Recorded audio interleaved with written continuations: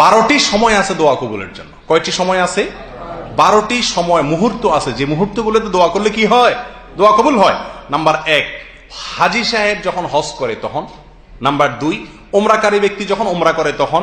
Number 3, Gazi, বীর, যে আল্লাহর রাস্তায় জিহাদ করছে, জিহাদ করে সে বীর হয়ে ফিরে এসছে, এই বীর ব্যক্তি তার এই বীরত্বের পরে আল্লাহ সুবহানাহু ওয়া তাআলার কাছে দোয়া করলে সে দোয়া কি হয়?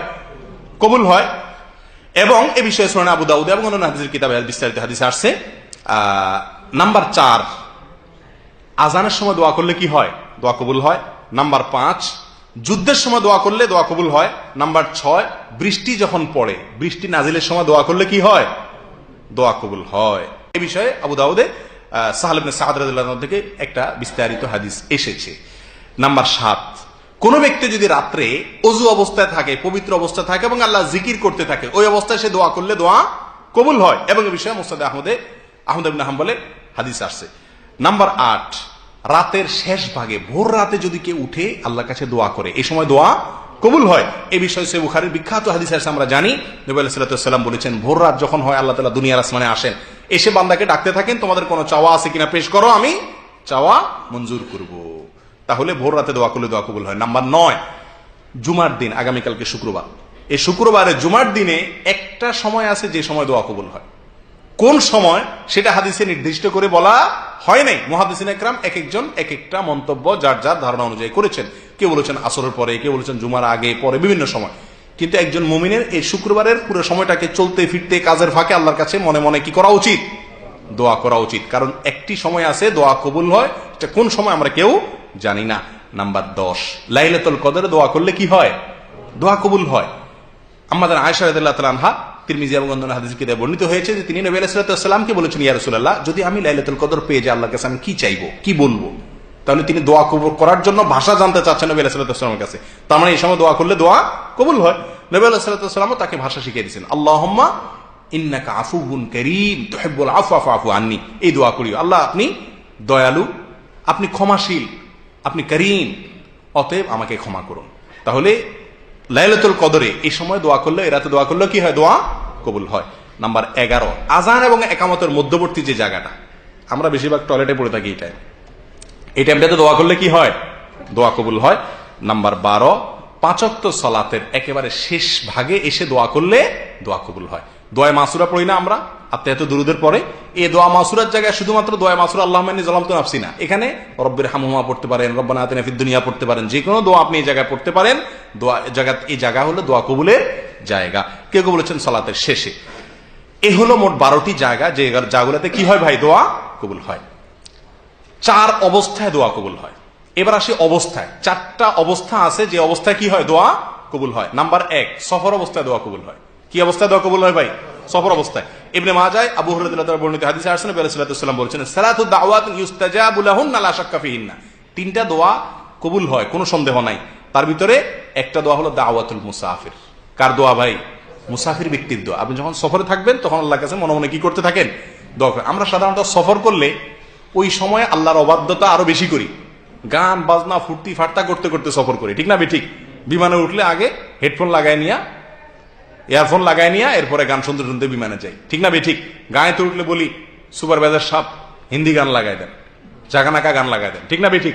অথচ সফরে কি হয়? দোয়া কবুল হয়। আর ওইখানে আল্লাহর গজব আসার কাজ আমরা বেশিরভাগ করে থাকি। আল্লাহ আমাদের বোঝার তৌফিক দান করুন।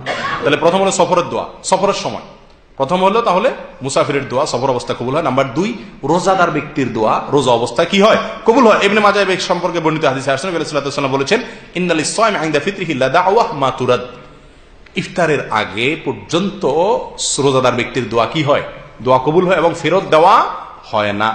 নাম্বার 3, যে ব্যক্তি দেয়ালে পিঠ ঠেকে গেছে তার দোয়া কবুল হয়। আমরা 3 যুবকের ঘটনা জানি, বিখ্যাত হাদিসে আসছে, নবী সাল্লাল্লাহু আলাইহি ওয়াসাল্লাম বলেছেন যে 3 জন যুবক একটি গর্তে আশ্রয় নিয়েছিল, গর্তের মুখ পাথরে বন্ধ হয়ে গেছে, তারা বের হওয়ার কোনো জায়গা নাই, উপায় নাই, তারা মৃত্যুর প্রহর গুনছে। এই অবস্থায় তারা 3 জনে 3টি আমলের কথা স্মরণ করে আল্লাহর কাছে কি করছেন? দোয়া করছেন। আল্লাহ সুবহানাহু ওয়া তাআলা 3 জনের দোয়া কবুল করে তাদেরকে রক্ষা করেছেন। তাহলে যখন কোনো উপায় থাকে না, দেয়ালে পিঠ থেকে যায়, তখন যদি আপনি আল্লাহর কাছে দোয়ার শর্ত পূরণ করে সুন্দর করে ভালো করে দোয়া করতে পারেন, ইনশাআল্লাহ ওই সময় দোয়া কি হবে? কবুল হবে। নাম্বার 4, ন্যায়পরায়ণ শাসক, যে ব্যক্তি জুলুম করে না, অবিচার করে না, তার অধীনস্থদের প্রতি কি করে না? অবিচার করে না, সেই শাসকের দোয়া আল্লাহ কি করেন? কবুল করেন। তিরমিজি ইবনে খুজাইমার হাদিসে আসছে নবী আলাইহিস সাল্লাতু ওয়াসাল্লাম বলেছেন, সালাসুন লা তুরাদ্দু দাওয়াতুহুম, 3 ব্যক্তির দোয়া ফেরত দেওয়া হয়। এর ভিতরে প্রথম বলেছেন আল ইমামুল আদিল, ন্যায়পরায়ণ শাসক। এরপরে আসেন দোয়া কবুলের সর্বশেষ পয়েন্ট যেটা, সেটা কোনটা? সেটা হলো কিছু কিছু আমল আছে, কিছু কিছু কথা আছে, যে আমলগুলা করলে, যে কথাগুলো বললে, যে জিকিরগুলা বললে দোয়া কবুল হয়। কথা বুঝে আসছে? এরকম 7টি আমল আছে, 7টি জিকির আছে, যেগুলোর পরে দোয়া করলে কি হয়? দোয়া কবুল হয়। সহিহ বুখারীর হাদিসে আসছে, উবাদ ইবনে সামাত রাদিয়াল্লাহু বর্ণনা করেছেন, ঘুম থেকে ওঠার পরে আপনি যদি দোয়া করেন আল্লাহর কাছে, লা ইলাহা ইল্লাল্লাহু ওয়াহদাহু লা শারীকা লাহু লাহুল মুলকু ওয়া লাহুল হামদু ওয়া হুয়া আলা কুল্লি শাইইন কাদির, আলহামদুলিল্লাহ ওয়া সুবহানাল্লাহ ওয়া লা ইলাহা ইল্লাল্লাহু আল্লাহু আকবার ওয়া লা হাওলা ওয়া লা কুওয়াতা ইল্লা বিল্লাহ। এটা বলার পর যদি বলেন আল্লাহুম্মা গফিরলি, অথবা আল্লাহর কাছে যা চান সেই চাওয়া আল্লাহ কি করবেন? পূরণ করবেন। একটি জায়গায় ঘুম থেকে ওঠার পরে যদি আপনি এই দোয়া পড়ে আল্লাহর কাছে দোয়া করেন, দোয়া কবুল হবে। নাম্বার 2, আপনি যদি ইউনূস আলাইহিস সালামের দোয়া দিয়ে দোয়া করেন, তাহলে সে দোয়ার পরে আপনি যা চাইবেন আল্লাহ সেটা কি করবেন? কবুল করবেন। বা সে দোয়া পড়তে পড়তে আপনি যা মনে মনে চাইবেন সে দোয়া আল্লাহ কবুল করবেন। কারণ এই বিষয়ে নবী আলাইহিস সালাম বলেছেন, সূরা নাসাইতে বর্ণিত হয়েছে, সাদ ইবনে আবি ওয়াক্কাস রাদিয়াল্লাহু বর্ণনা করেছেন যে দাওয়াতু যিন্নুন ইযা দাআ বিহা ওয়া ফি বাতনিল হুত লা ইলাহা ইল্লা আনতা সুবহানাকা ইন্নী কুনতু মিনাজ জালিমিন ফা ইন্নাহু লাম ইয়াদউ বিহা রাজুলুন মুসলিমুন ফি শাইইন ক্বাত ইল্লা ইসতাজাবা আল্লাহু লা। ইতিহাসে কেউ লা ইলাহা ইল্লা আনতা সুবহানাকা ইন্নী কুনতু মিনাজ জালিমিন এই দোয়া পড়ে আল্লাহর কাছে দোয়া করছে আর দোয়া কবুল হয় নাই, এরকম ঘটনা ঘটে নাই। কে বলতেছেন? নবী আলাইহিস সালাম বলতেছেন। প্রিয় ভাই, তাহলে যেই কোনো বিপদ থেকে বাঁচার জন্য একটা কমন দোয়া আছে, কি? দোয়া ইউনূস, লা ইলাহা ইল্লা আনতা সুবহানাকা ইন্নী কুনতু মিনাজ জালিমিন। এটা পড়ে দোয়া করলে বা এটা পড়ে দোয়া করলে দোয়া কবুল হয়। নাম্বার 3, ইসমে আজম পড়ে দোয়া করলে দোয়া কবুল হয়। এই বিষয়ে তিরমিজির একটি হাদিসে আসছে, নবী আলাইহিস সাল্লাম বলেছেন, যেটা আব্দুল্লাহ ইবনে বুরায়দা রাদিয়াল্লাহু তাআলা আনহু আব্দুল্লাহ ইবনে বুরায়দা তার বাবার সূত্রে বর্ণনা করেছেন যে নবী আলাইহিস সাল্লাম বলেছেন, কোন ব্যক্তি যদি দোয়া করে এই কথা বলে, আল্লাহুম্মা ইন্নী আসআলুকা বিআন্নী আশহাদু আন্নাকা আনতাল্লাহু লা ইলাহা ইল্লা আনতা আল আহাদ আস-সামাদ আল্লাযী লাম ইয়ালিদ ওয়া লাম ইউলাদ ওয়া লাম ইয়াকুল লাহু কুফুয়ান আহাদ, এটা বলে যদি দোয়া করে তার দোয়া আল্লাহ কি করেন? কবুল করেন। কয়টা গেল? 3। নাম্বার 4, যদি কেউ বিপদগ্রস্ত হয় এবং বিপদের পরে এই দোয়াটি পড়ে, তো আল্লাহ তাআলা তার দোয়া কবুল করেন, তার বিপদ দূর করেন এবং তার চাইতে উত্তম জিনিস আল্লাহ তাআলা তাকে দান করেন। এই বিষয়ে সহিহ মুসলিমের হাদিসে আসছে, উম্মুল মুমিনিন উম্মে সালমা রাদিয়াল্লাহু তাআলা আনহা বলেন, নবী আলাইহিস সালাম থেকে আমি বলতে শুনেছি যে তিনি বলেছেন, মা মিন আবদিন তুসিবিহু মুসিবা ফায়াকুল, কোন মুমিন বান্দার যদি কোনো মুসিবত হয় আর সে বলে ইন্না লিল্লাহি ওয়া ইন্না ইলাইহি রাজিউন, এবং সাথে বলে আল্লাহুম্মা আজরনি ফি মুসিবাতি ওয়া আখলিফ লি খায়রাম মিনহা, আল্লাহ আমার বিপদের উত্তম বিনিময় দিয়েন, ধৈর্য ধারণ করার কারণে বিপদের বিনিময় দান করেন, আর বিপদে আমার যে ক্ষতিটা হলো তার চাইতে ভালো কিছু দিয়ে আমাকে কি করেন? পোষায়া দিয়েন। এই দোয়া যদি কেউ করে, নবী আলাইহিস সালাম বলেন, তাহলে আল্লাহ সুবহানাহু ওয়া তাআলা ওই ব্যক্তিকে ওই মুসিবতের বিনিময়ে উত্তম কি দিবেন? বদলা দিবেন, এবং তার উত্তম ভালো এর চাইতে বিকল্প দিবেন। উম্মে সালমা রাদিয়াল্লাহু আনহা বলেন, এই দোয়া নবী আলাইহিস সালাম থেকে শেখার পরে আমার স্বামী আবু সালামা যখন মারা গেছেন, আবু সালামার মৃত্যুর পরে আমি আল্লাহর কাছে দোয়া করছি, আল্লাহ সুবহানাহু ওয়া তাআলা আবু সালামার মতো স্বামীকে হারাইছি, এরপরে রাসূলকে আমার স্বামী বানাই দিয়েছেন। দোয়া কিরকম কবুল হয়েছে দেখছেন? তাহলে এই দোয়া করলে দোয়া কবুল, এই দোয়া করে দোয়া করলে কি হয়? দোয়া কবুল হয়। কয়টা গেল?